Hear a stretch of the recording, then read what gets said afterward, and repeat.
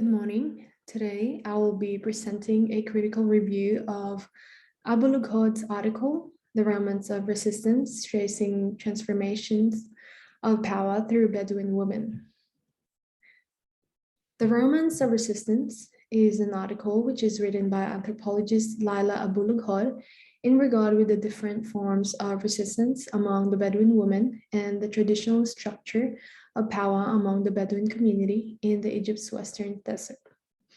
She uses examples drawn from her own fieldwork to argue and enable the study of shifts in power relations rather than adopting an abstract theory of power, a move that Abu-Lughod says can result in scholarly romanticization of groups that are said to be battling oppression.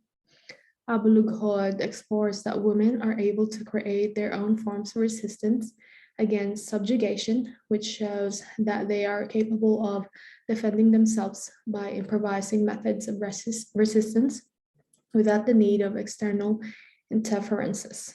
Resistance in this case is the result of the specific context related to local structures and to the nature of power relations within it. The ability of women to resist negates the need to call for an external intervention. Moreover, Abu-Lughod reveals the historically changing relations of power in which Bedouin women are enmeshed as they become increasingly incorporated into the Egyptian state and economy, unveiling that power and resistance are inextricably linked and are a tandem process. Abu-Lughod suggests that we should use resistance as a diagnostic of power. This restates a prevailing view in the social sciences that power inspires resistance that it must then overcome, either by force, threat, or ideological means. She then introduces Michel Foucault, analytics of power and resistance, and his controversial assertion of where there is power, there is resistance. Abu-Lughod implies that Foucault uses this to force us to question our understanding of power as always and essentially repressive. Foucault demonstrates how power is something that works not just negatively by denying, restricting, prohibiting, or repressing, but also positively by producing forms of pleasure, systems of knowledge, goods, and discourses. So we can then use resistance as a chemical catalyst so as to bring to light power relations, locate their positions, find out their points of application, and the methods used.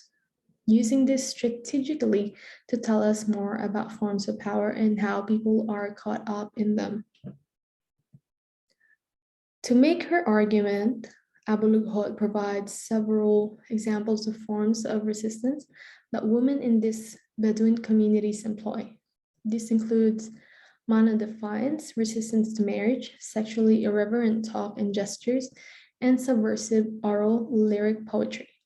These forms of resistance, Abu-Lughod argues, demonstrate not only the specific ways that Bedouin women resist power, but also the particular social pressures that constrain or discipline them.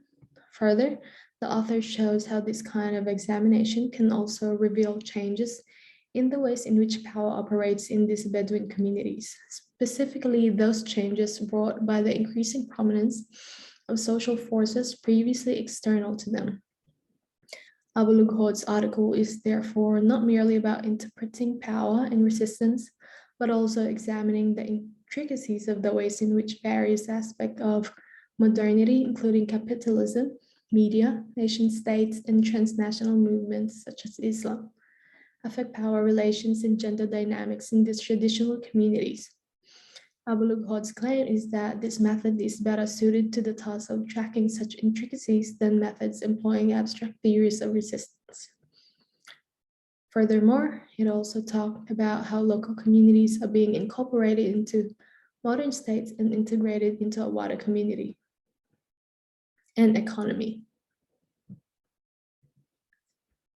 Abu-Lughod's conclusions point to the ability of women to reproduce the structures of domination due to their commitment to dominant moral codes, as well as their ability to resist this moral authority. All this makes women active in their social world, which disproves the myth of passive and subjugated women prevalent in all narratives on Arab women.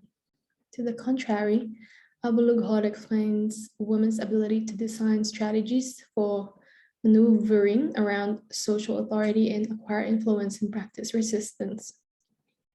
Abu-Lughod's contribution is important in that it shows the ability of social field to regulate itself. While there is an authority imposed on women, women are also able to resist from within the moral system of the social domain. This challenges two notions. Firstly, it belies the narratives of the passive subjugation of women while asserting their ability for action. Secondly, it denies the need for an external intervention, either by Western colonialism or by the despotic modern state, under the guise of the defense of the rights of women. Finally, Abu-Lughod states that we should learn to read in various local and everyday resistances the existence of a range of specific strategies and structures of power, and that attention to the forms of resistance in particular societies can help us become critical of partial or reductionist theories of power. The article is quite compelling, both as a theoretical and methodological innovation, and as a specific study of the power relations and changes thereof in a traditional Bedouin community. Its persuasiveness is the result of the detailed ways in which Abu-Lughod uses examples of Bedouin life, which reveal specific not merely about power relations within these communities, but also chart the complex ways in which the outside world affects them. Further, because her examples are so rich and so well drawn, Abu-Lughod is able to write with greater authority on one of the principal problems she seeks to address, that of scholarship that uncritically celebrates an abstract resistance, particularly in the arena of gender. While perhaps it would have been useful to discuss some examples of this scholarly problem in greater detail, Abu-Lughod's argument that such scholarship inhibits researchers from querying specific forms of power and resistance more rigorously is greatly buttressed by her own rigor in demonstrating how attention to specific forms of resistance reveal much more about how forms of power operate and their consequent effects on human social life. Abu-Lughod illustrates the clear advantages of the method she proposes. Thank you.